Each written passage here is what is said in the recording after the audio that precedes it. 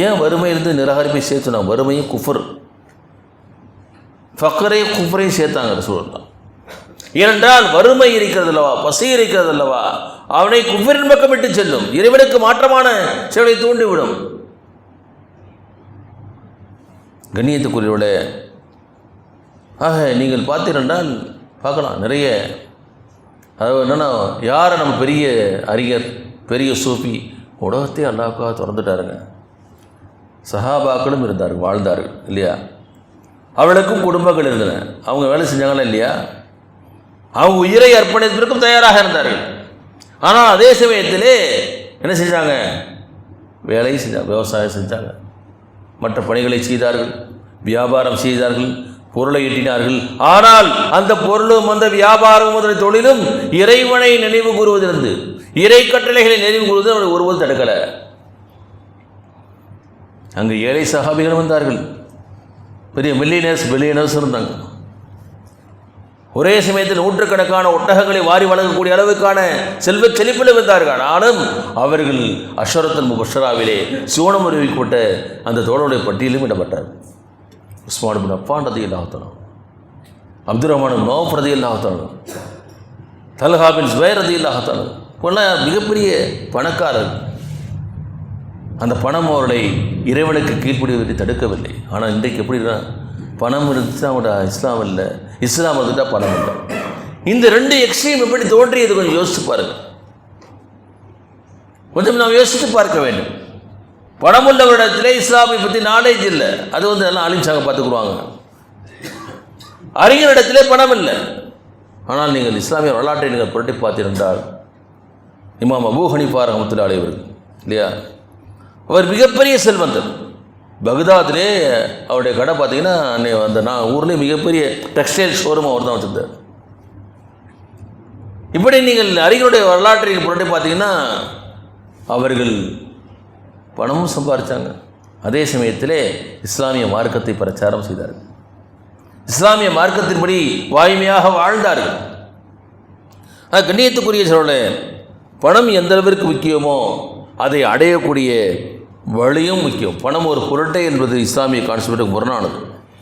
இன்றைக்கு நீங்கள் உலகத்திலே வாழ வேண்டும் என்றால் 3 வேளை பசி இல்லாமல் சாப்பிடணும், அதுக்கு பணம் வேணும், அதற்காக உழைக்க வேண்டும். அதனால் நபிகள் பெருமானார் சொன்னாங்க, யாராவது ஒரு இடத்திலே தர்மம் கேட்டு வந்தால் தர்மம் கொடுப்பாங்க, ஆனால் அதே சமயத்திலே அவன் உழைப்பதற்கான வழியை ஏற்படுத்துவார். சொல்லுவாங்க, மீன் பிடிப்பதை விட மீனை கொடுப்பதை விட மீன் பிடிக்க கற்றுக் கொடுங்கன்னு சொல்லுவாங்க.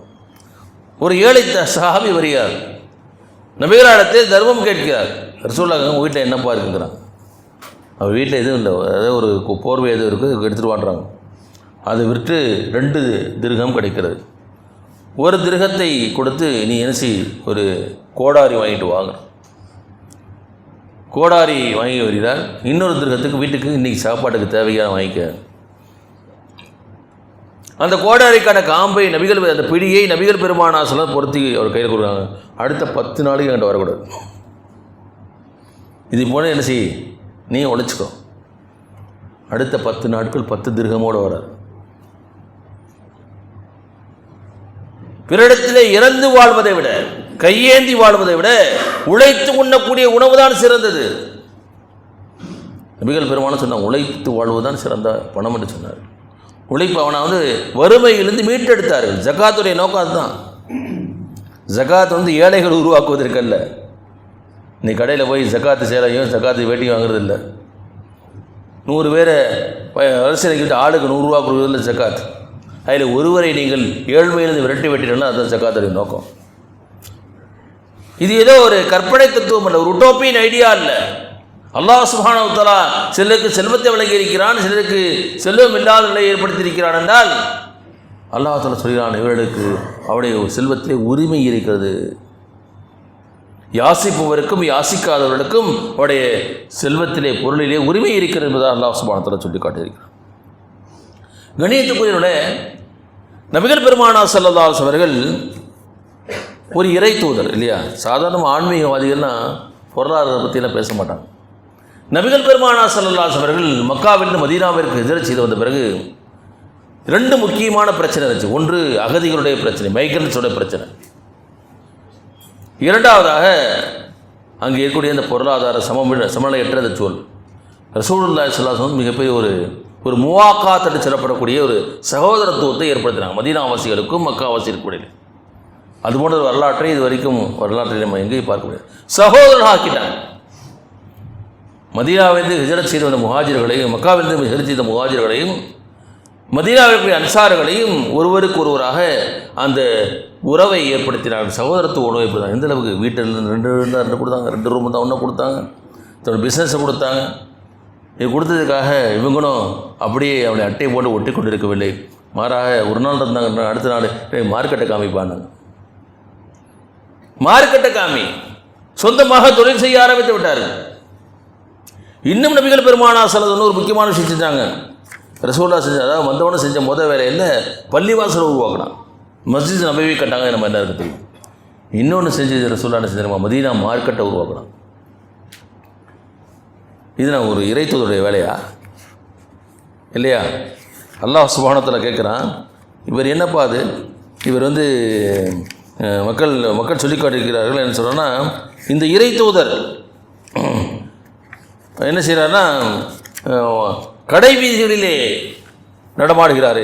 காலு மாலி ஹாதர் ரசூல் ஏகுல் தாம் யம்ஷி ஃபில் அஸ்வாக் லவ்லா உன்ஸில இலைஹி மலக்குன் ஃபயகூன மஹு நதீரா. இவர் எத்தகைய இறைத்தூதர், உணவு உண்ணுகிறாரே, கடை வீதிகளில் நடமாடுகின்றாரே, இவரிடம் ஒரு மலக், ஒரு வானவர் அனுப்பப்பட்டிருக்கக்கூடாதா? அவர் இவருடன் சேர்ந்து ஏற்றுக்கொள்ளாதவர்களை எச்சரிக்கை செய்திருக்கார் என்பதை அல்லாஹ் சொல்கிறார்.